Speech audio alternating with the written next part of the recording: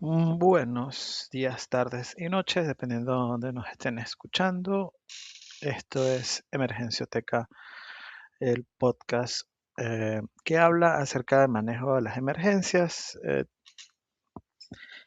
creado por un especialista en emergencia prehospitalaria, José Méndez, su servidor, y desde hace un par de años estamos tratando de llevar a cabo esta iniciativa de tener un podcast donde hablemos largo y tendido acerca de temas que son importantes y relevantes para la práctica prehospitalaria. Y desde el capítulo anterior hemos estado trabajando o hemos estado conversando acerca de las guías 2025 de la reanimación de la Asociación Americana del Corazón, de la ILCOR y del Consejo Europeo de la Reanimación. El tema que nos compete el día de hoy son los sistemas de reanimación. Es un tema que me llama mucho la atención, me gusta, me apasiona. Intento estudiarlo lo más profundo posible porque considero que tiene una relevancia bastante importante para la práctica hospitalaria, y es que normalmente los esfuerzos de tratamiento de las condiciones sensibles al tiempo y de las otras condiciones que existen en términos de salud y de pérdida de la salud, de la enfermedad, de la lesión, funcionan mejor si se trabajan dentro de la lógica de un sistema. Y hoy vamos a estar hablando entonces alrededor de las dos publicaciones que salieron en noviembre del 2025, eh, en el marco de las nuevas guías de reanimación. Son dos documentos, pueden acceder a ellos utilizando los enlaces QR que tienen acá en la pantalla: Sistemas que salvan vidas del Concilio Europeo de Reanimación y Sistemas de cuidado de la Asociación Americana del Corazón. Vamos a primero conversar un poco acerca de qué se considera que es un sistema de atención, y luego vamos a ver de qué hablan cada uno de ellos en el Consejo Europeo de Reanimación, luego en la Asociación Americana del Corazón, y vamos entonces a ver cuáles son los puntos que tienen en común y otros temas que se tratan dentro de estos documentos de directrices acerca de sistemas de reanimación.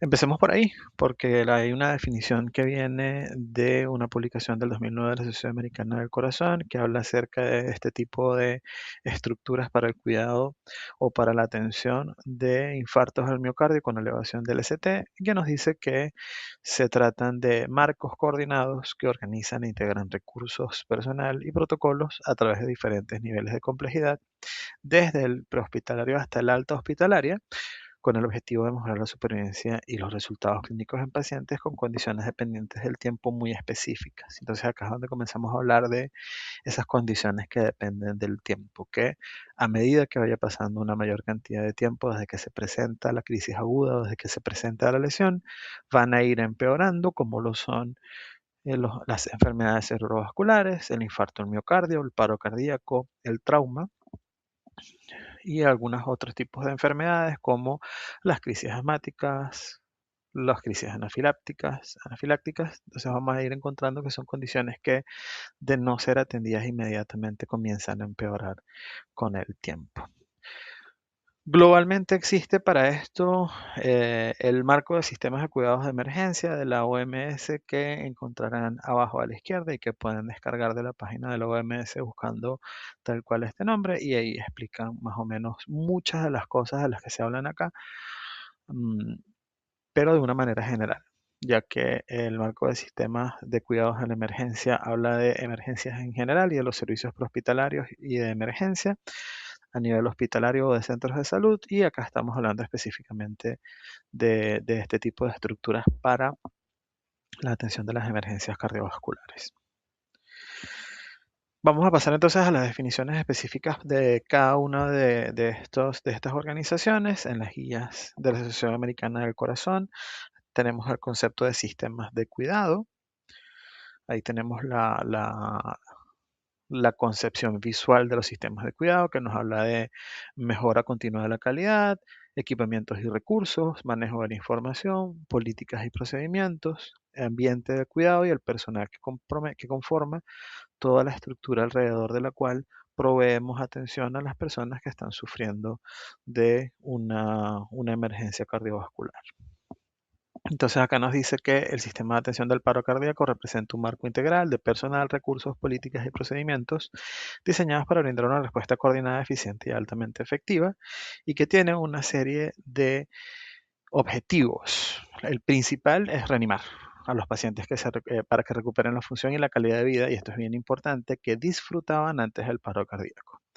Recordemos que el paro cardíaco es un estado donde hay un cese de la función mecánica del corazón y que ese cese de la función mecánica del corazón fisiológicamente representa la privación de oxígeno a gran parte del cuerpo, y ahí comenzamos a ver quiénes son más importantes. Se priva de oxígeno al cerebro, se priva de oxígeno a los órganos más importantes del cuerpo, y una de las principales métricas que tenemos para medir la reanimación de una forma exitosa, si fue exitosa o no fue exitosa, fue medir la función neurológica después del paro cardiorrespiratorio. Entonces, por eso estamos hablando aquí, o por eso se comienza a hablar aquí, de una calidad de vida que se disfrutaban antes de que la persona sufriera esa parada cardíaca.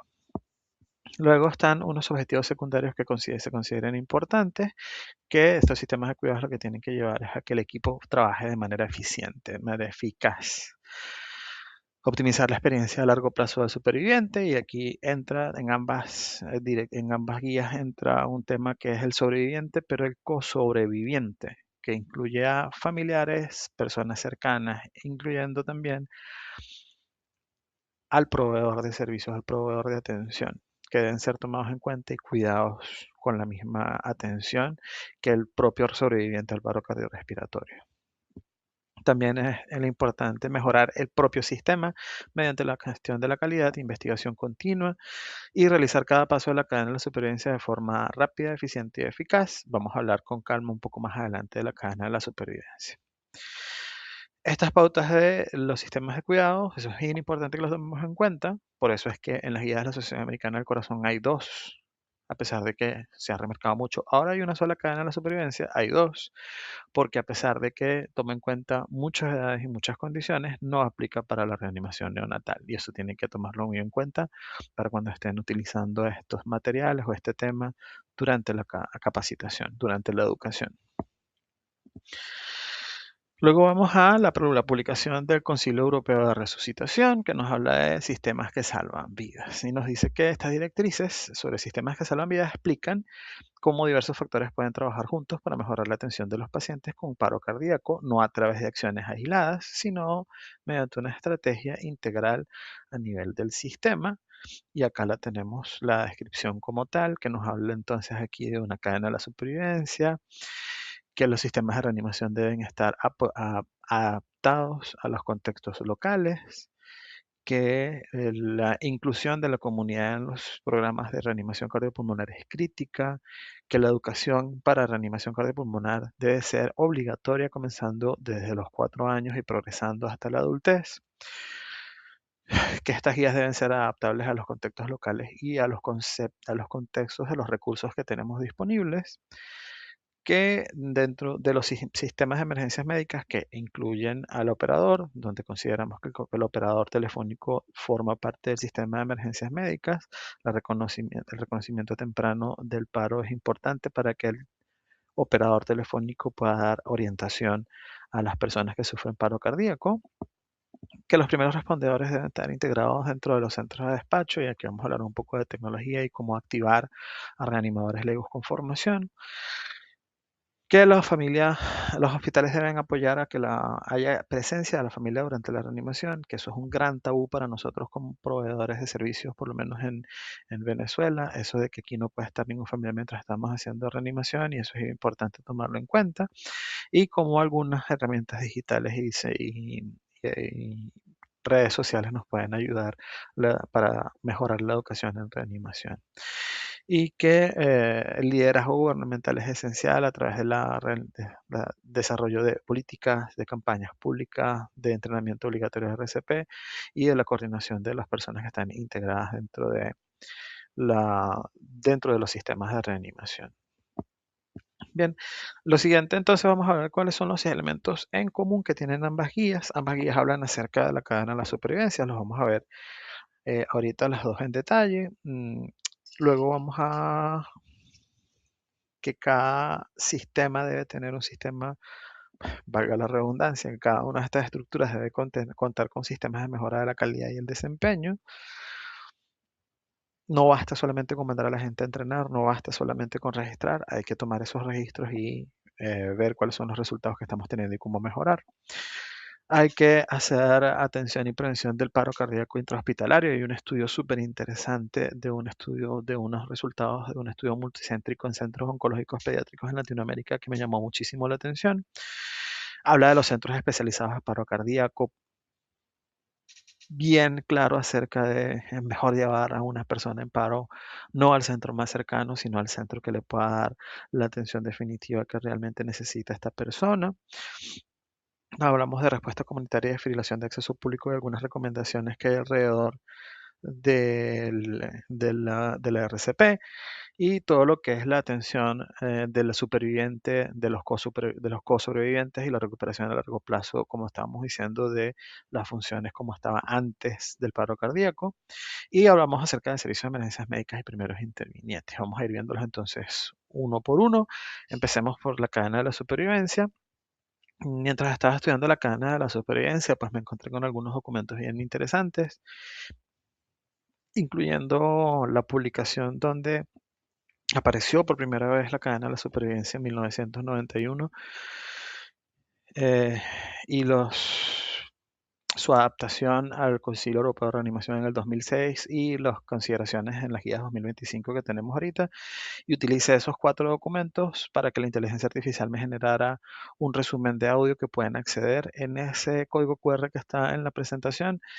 Es un resumen de audio de 14 minutos bien interesante porque estudia y da un contexto acerca de dónde viene y hacia dónde ha ido la cadena de la supervivencia en estos 30 y pocos años que tiene existiendo. Y ahí vamos a ver entonces que es importante notar la diferencia entre la cadena del Concilio Europeo de Reanimación y la Sociedad Americana del Corazón. El Concilio Europeo de Reanimación se sigue quedando, se sigue em, em, apegando al modelo inicial de la cadena de la supervivencia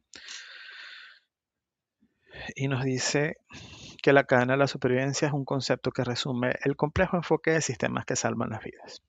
Está dirigida a todas las personas involucradas en la reanimación, incluyendo personas no especializadas, profesionales de la salud, educadores, partes interesadas.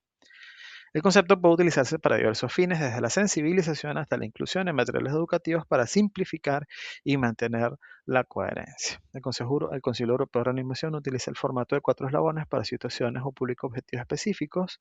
Se puede aplicar un sistema de cadena multifacético, es decir, la cadena básica de supervivencia más los elementos adicionales. Mientras que la Asociación Americana del Corazón nos dice que la cadena de la supervivencia ofrece una visión general de los pasos críticos para la atención de personas que sufren un paro cardíaco, que puede personalizarse según la edad, etiología y ubicación del paro. Presentamos una cadena de supervivencia simplificada diseñada para su aplicación en paro cardíaco, tanto pediátrico como adultos. Y en el futuro se prevé la incorporación de las medidas de prevención y preparación. Eso es importantísimo. Si ustedes ven ahí unos ojitos antes de la cadena de supervivencia, porque la prevención y la preparación se menciona en el documento, pero no está presente en la cadena de la supervivencia visualmente.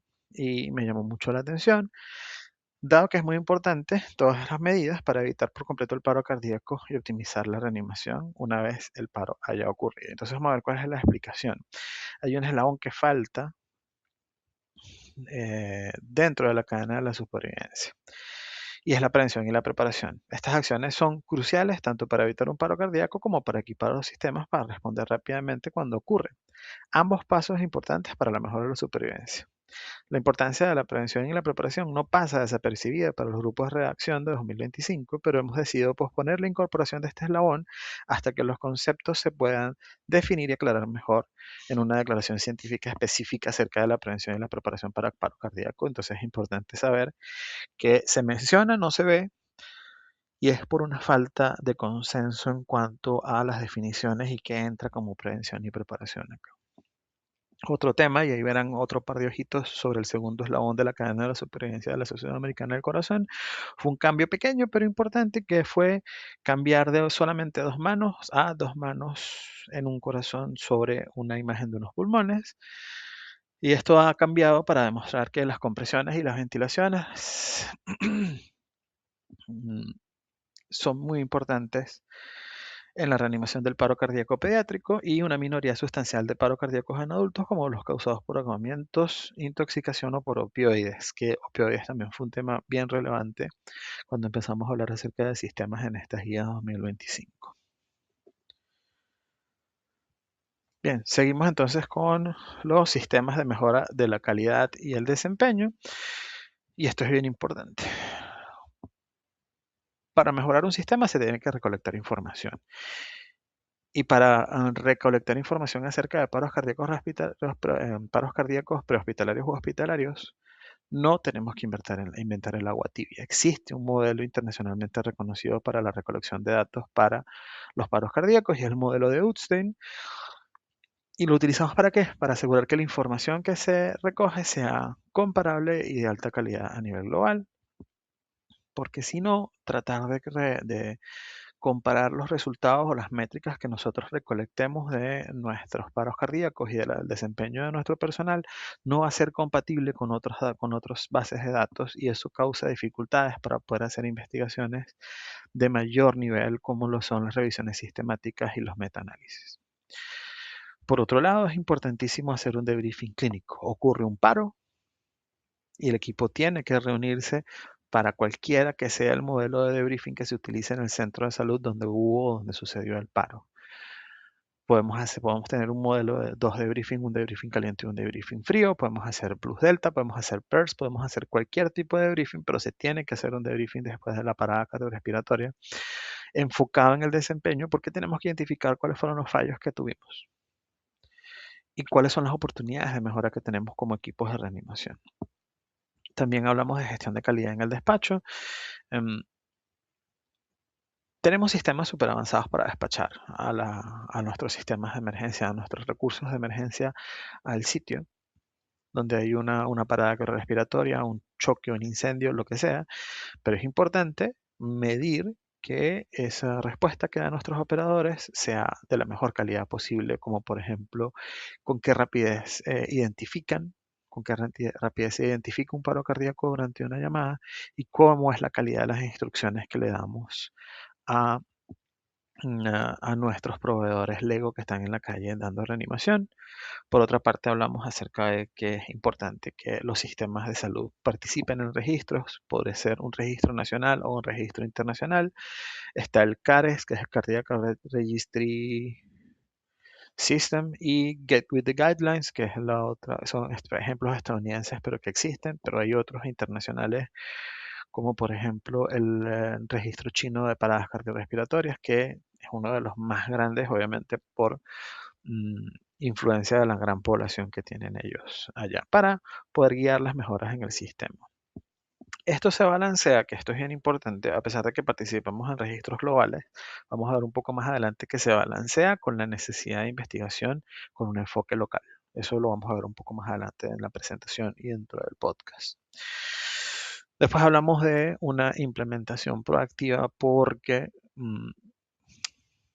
deberíamos pasar de evaluar pasivamente porque somos científicos y hacemos análisis, estudios clínicos y ensayos clínicos. Yo estoy sentado en mi oficina recolectando datos y convirtiendo esos datos en información importante que nos va a dar datos, pero también hay que tomar esos datos y convertirlo en implementación proactiva que nos diga específicamente dónde el sistema puede mejorar, dónde el sistema puede modificarse, dónde el sistema puede cambiar para tener mejores resultados en el futuro.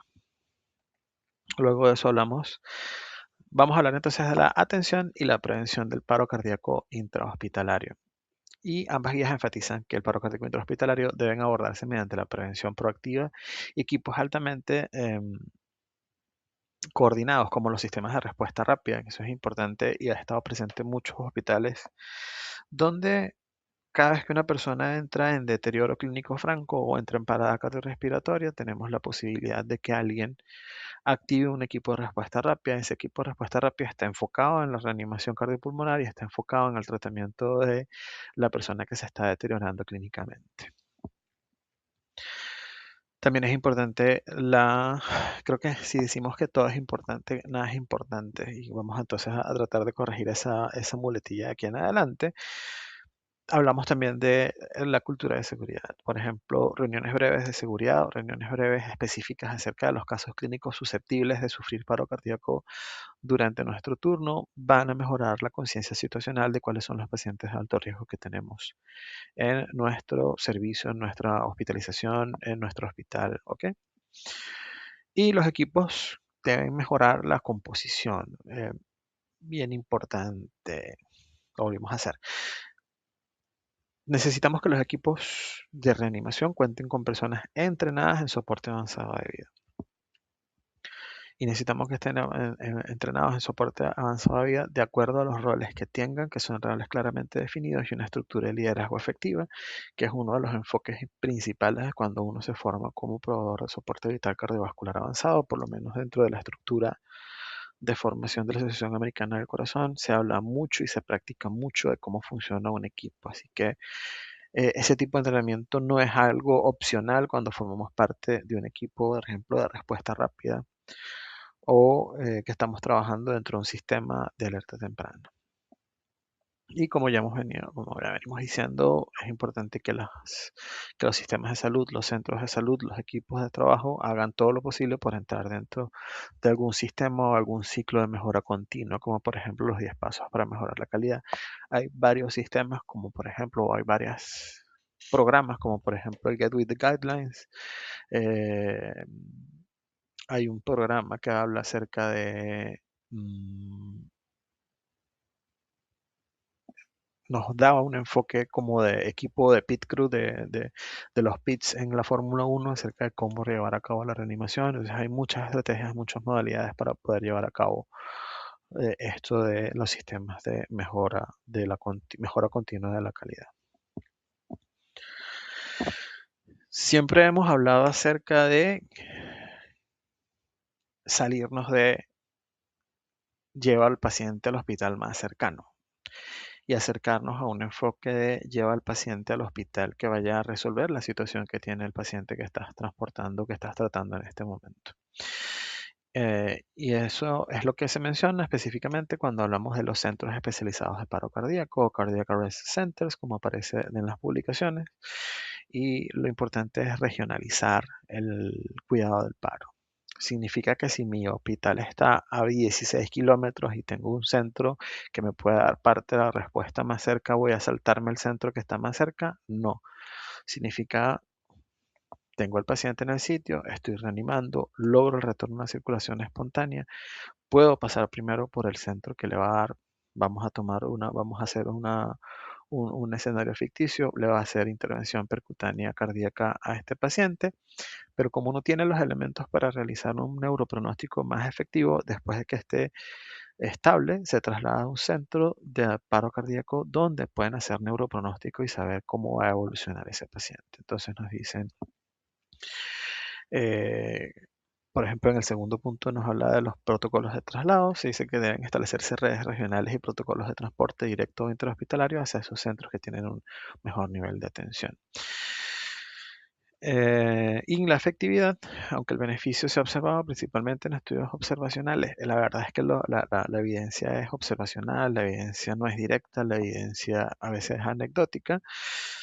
Los centros de paro cardíaco tienen mejores resultados debido a que tienen un mayor volumen de casos y que hacen mucho énfasis en la adherencia a las directrices de reanimación. Y lo que les decía durante el ejemplo, los centros especializados en paro cardíaco normalmente no solamente dan una buena reanimación apegada a las directrices, sino que tienen otro tipo de cuidados como los cuidados postparos integrales, que incluyen angiografía, control de la temperatura y neuropronóstico multimodal.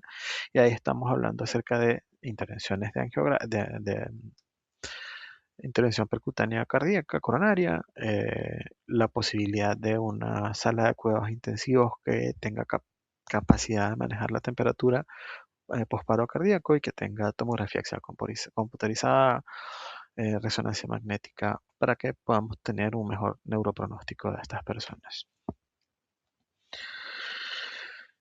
También hablamos también se habla de la respuesta comunitaria y la desfilación de acceso público. Aquí estamos hablando de que mm, la supervivencia depende de la intervención de los testigos antes que llegue la ambulancia.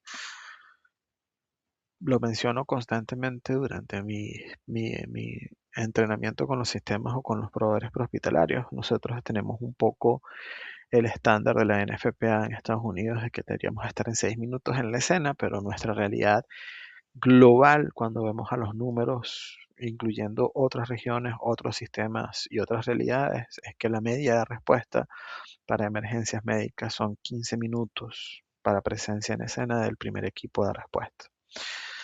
Entonces, ¿qué es importante? La comunidad, las personas que puedan dar la primera respuesta, y eso incluye desfibriladores de acceso público. Hablamos entonces en principio de la educación masiva.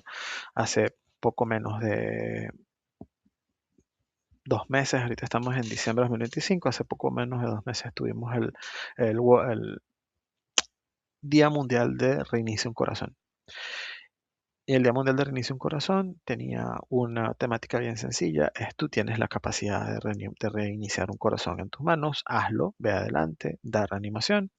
Y también tenemos iniciativas como la Iniciativa Europea de los que los niños salvan vidas, que busca entrenar la mayor cantidad posible de ciudadanos, incluyendo que este entrenamiento sea obligatorio dentro de las escuelas y que tengamos un currículum adaptable a la edad de las personas que están recibiendo educación desde los 4 años, donde se enseña a acceder a los sistemas de emergencias médicas hasta los 14 a 16 años, si mal no recuerdo, que empezamos a hablar acerca de ya la utilización de desfibrilador externo automático y arrancamos a los 10 años con las compresiones torácicas. Entonces, se puede educar en masa si se tienen los programas adecuados y si se vuelve obligatorio.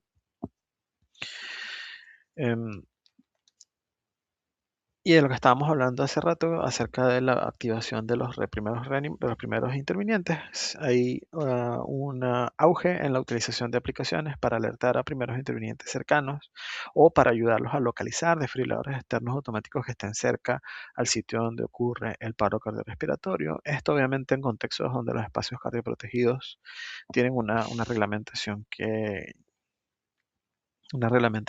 permite que estas tecnologías tengan mayor sentido y que tengan un propósito dentro del contexto. Y obviamente se debe priorizar la instalación de desfibriladores externos automáticos en lugares públicos de alto riesgo, es decir, donde hay una gran concentración de personas, y asegurando que no estén bajo llave y estén vinculados a registros oficiales. Tenemos nuestra experiencia en Caracas. Yo sé que la mayor parte de las personas que escuchan esto están en Venezuela, están los programas de desfibriladores externos automáticos que está llevando la alcaldía de Chacao, y el desfibrilador externo automático está bajo llave por un tema de seguridad, pero también es cierto que a través de una llamada se puede tener acceso al desfibrilador externo automático, así que forma parte de la cadena de respuesta. De todas maneras, los índices de vandalismo y de robo de desfibriladores externos automáticos son bajos en sitios donde se han instalado sin este tipo de restricciones, así que también es como, ¿podríamos tomar en cuenta dejarlos sin seguro? Sí, posiblemente podríamos tomar en cuenta dejarlos sin seguro y vincularlos a un registro que los haga invendibles de alguna manera. La supervivencia y la recuperación a largo plazo. Esto es un tema que es una de las primeras veces que se incluye no solamente al paciente, sino que también se incluye al respondedor, al proveedor de salud, pero también a los familiares y personas cercanas. Hablamos en primer lugar de que, o se habla en primer lugar de que los sistemas tienen que tener un enfoque multidisciplinario. Debemos contar con trabajadores sociales, profesionales de la salud, psicólogos, psiquiatras, eh, fisioterapeutas que nos ayuden a evaluar y atender las necesidades físicas, cognitivas y emocionales del paciente, pero también en el segundo punto lo vemos de los co-sobrevivientes. Familiares, rescatadores legos, personas cercanas al paciente que también requieren apoyo psicológico tras el evento traumático de ver a alguien morir y ser reanimado, básicamente. y que se creen organizaciones de sobrevivientes como redes de apoyo para mejorar la reintegración social y la calidad de vida de las personas que sufrieron paro cardíaco en general. Volvemos a lo que es la reanimación cardiopulmonar asistida por los despachadores. Los despachadores pueden utilizar, y esto está bastante estudiado, algoritmos estándar como está inconsciente, no respira, inicia la RCP para instruir a los testigos inmediatamente a que realicen la reanimación tan pronto como sea posible. Y para nosotros, dentro de los sistemas de emergencias médicas, recuerden que hay un énfasis bien importante en reanimar en la escena, que se prioriza la reanimación de alta calidad en lugar del evento para lograr el retorno a la circulación espontánea antes del traslado, excepto en ciertos casos seleccionados para recibir reanimación cardiopulmonar o oxigenación de la sangre por membrana extracorpórea como el ECMO. ¿Ok? Y recuerden que lo conversábamos en el capítulo pasado, hay cierto sesgo, nos faltan criterios para seleccionar quiénes son los pacientes para recibir ECMO.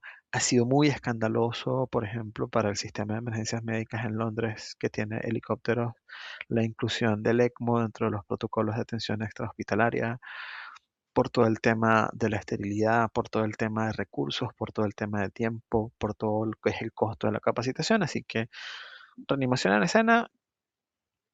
Y cuando hablamos de reanimación cardiopulmonar extracorpórea, tengan en cuenta que depende del contexto y que esté disponible dentro del sistema. Em, También tenemos que buscar que para el personal de respuesta, que incluye policías, bomberos, prehospitalarios, exista métodos para garantizar la seguridad física y el apoyo psicológico de estas personas y que además siempre se haga de briefing clínico para mejorar el desempeño futuro de estos equipos. Vienen otros temas que nos quedan por ahí sueltos y que están mencionados específicamente en alguna de las dos publicaciones. Está el tema de la prevención y salud pública. Específicamente hablamos del papel de la naloxona. Y esto está en las guías de la Sociedad Americana del Corazón. Recuerden que todo lo que era todo lo que es la epidemia de consumo de opioides y sus consecuencias mortales y de personas en paradas respiratorias por utilización de opioides fue un problema o es un problema que está bien sesgado y bien inclinado. Por ejemplo, un dato que vi hace pocos días que 85% de las emergencias relacionadas al uso de los opioides sucedían en, en Estados Unidos de Norteamérica cuando solamente tenían al 3% de las personas con criterio a nivel global de utilización de opioides. Entonces, tomen en cuenta que sí vale la pena aprender a utilizar la naloxona, sí vale la pena entender cuál es la farmacocinética, la farmacodinámica y el impacto sistémico que tiene la utilización y la presencia de la naloxona como un medicamento de rescate, pero que los números dan para que esto sea más significativo solamente en los Estados Unidos de Norteamérica, donde la epidemia por opioides ha tenido su mayor impacto. ¿Significa que no lo vamos a sacar de allí? Para nada. Tómenlo con ponderación. Se recomienda entonces que las políticas públicas permitan la posesión y el uso de naloxona por parte de reanimadores legos, otorgándoles inmunidad legal frente a las acusaciones de utilización irresponsable de medicina, o sea, que administrar un medicamento se considera un acto médico y entraría entre el ejercicio ilegal de la medicina. Entonces vamos a proteger a las personas contra la utilización de la naloxona ante sospecha de paros respiratorios causados por los opioides. Y que se implementen programas de distribución de naloxona en máquinas expendedoras incluso para reducir la mortalidad por opioides antes de que progrese a un paro cardíaco, esos paros respiratorios de los que estamos hablando. Un tema bien en boga que es las tecnologías, las nuevas tecnologías y la generación para, para las próximas décadas y la inteligencia artificial. Importantísimo. La inteligencia artificial tiene un gran potencial para detectar tempranamente y pronosticar algunas cosas, pero no está listo para el uso clínico rutinario. y debe limitarse a estornos de investigación o controlado. Y aquí estamos hablando, por ejemplo, de la fotoplatismografía, que muchos de nosotros estamos muy emocionados de que mi reloj inteligente es capaz de darme mi saturación periférica de oxígeno y me puede dar esto, me puede dar aquello. Tengan en cuenta de que todavía no está lista para el uso clínico rutinario. ¿Ok? Acá se hablaba dentro de las directrices se hablaba de dos temas. Se hablaba exactamente de la fotopletismografía, que es eso que hace su reloj inteligente, que se prende una lamparita, parpadea esa lamparita y evalúa los cambios en la luz que recibe de vuelta, dependiendo de cómo esté circulando la sangre dentro del cuerpo. Y que ha demostrado ser increíblemente eh, sensible y específica. Estamos hablando de una sensibilidad, es decir, detección correcta eh, del 94% y una especificidad, es decir, eh, la posibilidad de que de falsos negativos de un 97%, es decir, no va a asustar a personas que están sanas de un 97% para la detección de la fibrilación auricular. ¿Ok? Y no solamente estamos hablando acerca de la fotopletismografía en los dispositivos vestibles o utilizables como los relojes inteligentes, sino que también estamos hablando del entrenamiento de modelos de aprendizaje, de machine learning, de aprendizaje mecánico, de dispositivos como el Echo de Amazon, que es como estas cornetas inteligentes que tenemos en casa, para la detección de respiración agonal, también con una tasa de especificidad y sensibilidad bien importantes, pero recuerden de nuevo, estamos hablando de estudios de ambientes de investigación. Entonces hay una buena posibilidad por ahí para la inteligencia artificial y para los dispositivos vestibles para ayudarnos clínicamente en el futuro. Dice, de hecho, la publicación está, es de Federico Semeraro, que es una de las principales autoridades dentro de lo que es el mundo de la reanimación en Europa. Lo que dice Semeraro es, disculpar que lo estoy buscando acá en vivo, pero para la próxima década. El documento de Semeraro habla de la próxima década. Es que estoy tratando de conseguir, disculpen, Sí, parada cardiorrespiratoria y reanimación en la próxima década, prediciendo y modelando.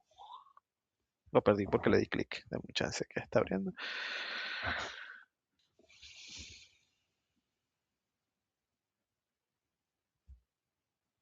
Muy bien por mi conexión a internet, definitivamente. Aquí está. Prediciendo y modelando el impacto de las innovaciones tecnológicas, y esto salió en realidad en enero de 2024.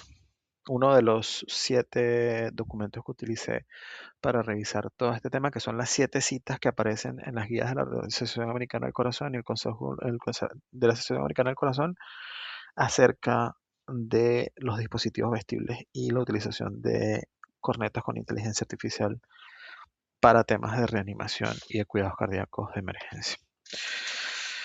Una cosa que siempre hemos conversado, por lo menos cuando hablábamos con los representantes del B911, que es nuestro sistema de despacho en Caracas, era ¿y qué pasa si la persona que está atendiendo en vez de llamar hace una videollamada? Tiene una muy buena perspectiva, eh, porque mejora la posibilidad de que el despachador identifique al paro cardíaco de una mejor manera y que corrija al reanimador luego en tiempo real de una forma bien específica. También es importante utilizar que la utilización de las redes sociales no son solamente para la difusión, y aquí estamos hablando de Big Data, sino también para análisis de cómo perciben las personas las situaciones que se presentan y para recolectar datos. Ahí es donde entra el Big Data sobre la percepción pública de la reanimación en general. La abogacía y la legislación específica también es un tema que se aborda dentro de estas directrices 2025. Por ejemplo, en Europa se adoptó Aprende a Conducir, Aprende RCP, que es una iniciativa que si quiere sacar una licencia de conducir, como no, bienvenido, haga su curso de conducción que incluye reanimación, que incluye RCP. Incluye RCP, incluye primeros auxilios, entonces eso es importantísimo para tanto para lo que es la reanimación como para la atención de emergencias médicas en general.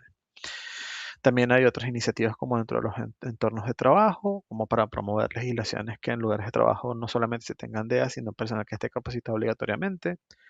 Considero que en Venezuela tenemos un muy buen avance en este sentido con la ley de prevención, condiciones y medio ambiente de trabajo. Estamos bastante bien allí. Solamente nos falta implementar bien, esforzarnos un poco más en la implementación.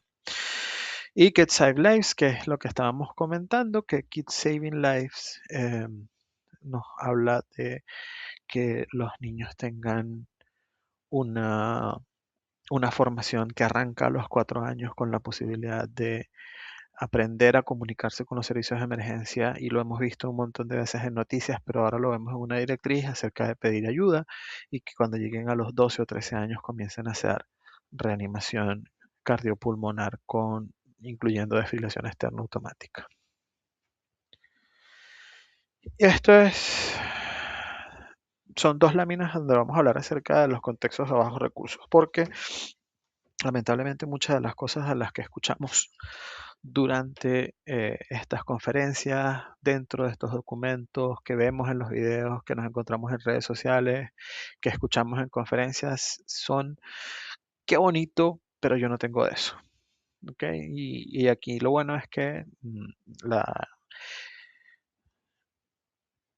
la Liga Internacional de Consejos de Reanimación, el ILCOR, está apuntando desde el 2020, de hecho, a una definición más dinámica del tema de entornos de bajos recursos, que no se va a limitar solamente a países de bajo ingreso, sino que va a incluir áreas remotas, regiones alpinas, embarcaciones o zonas que son afectadas por conflictos o desastres naturales en países que aún tengan incluso un tema o tengan un buen nivel de desarrollo. ¿Y cómo lo hacen? Nos hablan acerca de una talla única adaptable.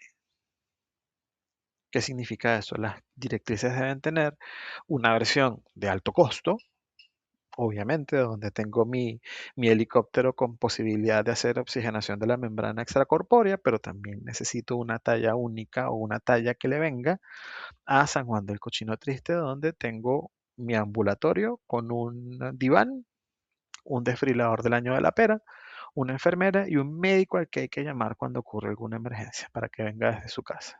Y ahí es donde estamos, donde aplaudimos esto de que tenemos que mejorar la presentación de las directrices de modo que sea adaptable a todas mis realidades. Que yo sea un médico en Tobar, en el estado Mérida, cerca de la laguna de Mucuají, pero yo tenga la posibilidad de decir, estas guías tienen algo que ver conmigo. Y lo que decíamos temprano, también que estábamos hablando acerca de que tenemos que incluirnos en registros nacionales e internacionales, bien, pero hay una recomendación específica de que se haga investigación y reporte local para que se utilicen resultados utilizando el formato de Utstein, está bien, pero que se utilicen datos locales para que podamos tomar las recomendaciones que se hacen a nivel global con toda esta información y poder aplicarlos a nuestro entorno, por ejemplo, donde haya una aceptabilidad cultural y local, eh, para que la gente diga, bueno, si esto se vale, esto está bien. O sea, de repente vamos a tener comunidades donde que se baje uno de nuestros profesionales de la salud de una ambulancia y se ponga una bata y se ponga unos guantes estériles y comience a meterle agujas de gran tamaño a una persona que está en paro, no se va a ver bien. Y la gente va a querer es que se lo lleven porque está muerto, porque se va a morir, porque ¿qué le están haciendo?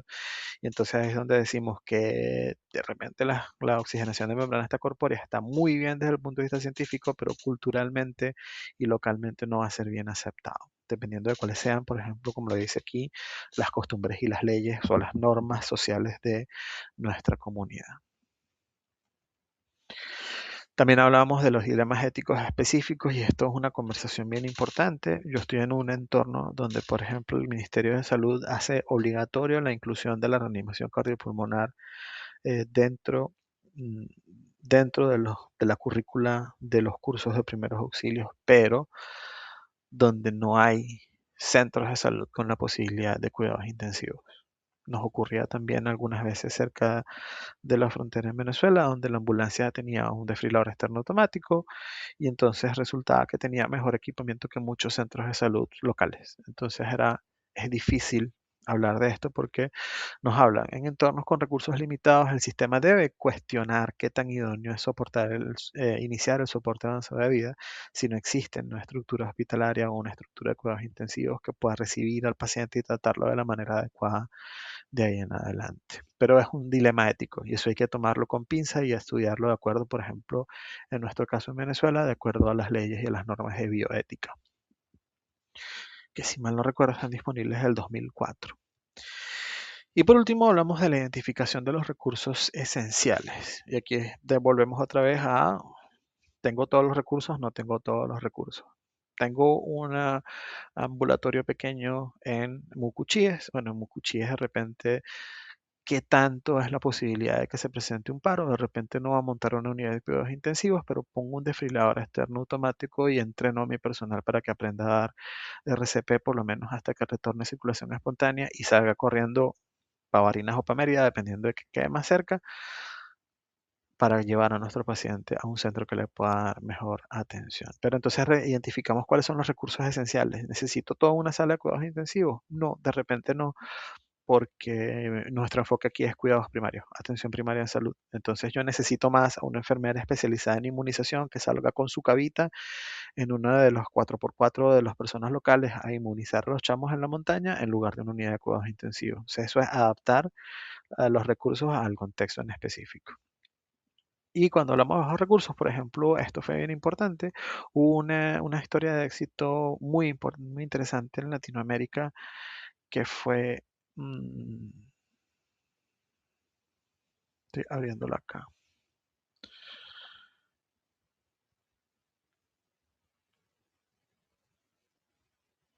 que nos hablaba acerca de el efecto de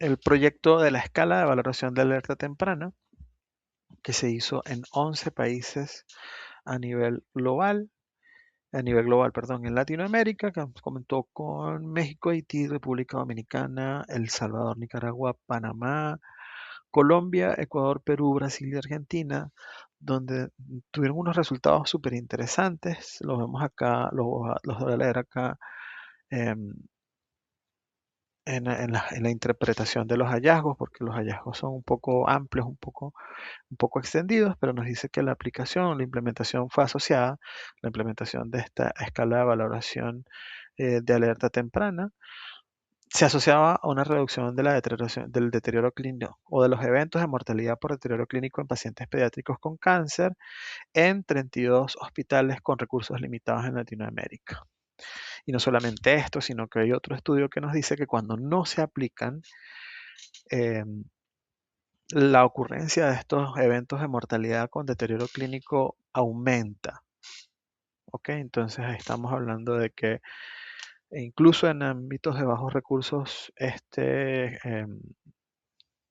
escala de valoración para alerta temprana, que son intervenciones sencillas, que es estar pendiente del paciente, es medicina al pie del paciente, nos permite mejorar los resultados. Y también una de las cosas que tiene que tomar en cuenta es que todas las iniciativas que se tomen en entornos de bajos recursos deben priorizar las intervenciones que demuestren ser sostenibles financieramente para la población local, como por ejemplo esta escala. Es algo que aprende el profesional de la salud, se lo transmite al profesional de la salud que llega, se mantiene durante el tiempo y es sostenible. Si hacemos un estudio y ponemos para el estudio solamente 20 oxímetros de pulso especializados para intervenciones quirúrgicas sencillas, pero yo los tengo que quitar cuando me vaya porque eso forma parte de mi existencia como organización, no es algo sostenible en el tiempo. Siempre tenemos que tomar en cuenta la efectividad de acuerdo al costo de em, la efectividad de acuerdo al costo de las intervenciones que nosotros queremos implementar. Bien, acá entonces Ya llegamos al final de este capítulo de Emergencioteca. Pensé que nos iba a tomar mucho más tiempo, la verdad. Quedamos por debajo de la barrera de la hora. Vamos a continuar, espero el mes que viene, obviamente porque ya nos queda poquito del 2025, vamos a continuar el mes que viene, ya vamos a entrar entonces a lo que es soporte básico de vida, para poder empezar a hablar acerca de todo lo que tiene que ver con las recomendaciones 2025, las recomendaciones 2025 en torno a la RCP básica en adultos. Luego que terminemos esta serie, siento que vamos a ir soporte vital básico adulto, soporte vital básico pediátrico y vamos a hablar en algún momento, vamos a hacer un capítulo especial acerca de las recomendaciones en primeros auxilios que será el 2024, dando chance a que aparezcan las guías 2025 de la Federación Internacional de la Cruz Roja acerca de primeros auxilios y reanimación, para después comenzar a hablar acerca de cuidados posparo cardíaco y quisiera cerrar esta serie con ciencia de la educación en la reanimación, porque es un tema que realmente me llama la atención y me apasiona. Así que bueno, muchísimas gracias por acompañarnos en estos fantásticos 52 minutos que nos tomamos. Espero que lo hayan disfrutado. Si tienen alguna pregunta, háganla llegar por los canales por los que les llega esta información. Si no, tienen mi correo que es mendezjosevictoriano@gmail.com, donde pueden contactarme y hacerme cualquier pregunta, observación o corrección, que son siempre, siempre, siempre bienvenidos. Recuerden que nadie es dueño absoluto de la información y de acuerdo a lo que nos recomienda el profesor Briceño, todo lo que les dije de hoy, todo lo que comentamos el día de hoy, lo digo con los datos que tengo hasta este momento. De aquí en adelante, cualquier cosa que deje de ser válida es normal que suceda porque así avanza la ciencia para nosotros. Hasta luego.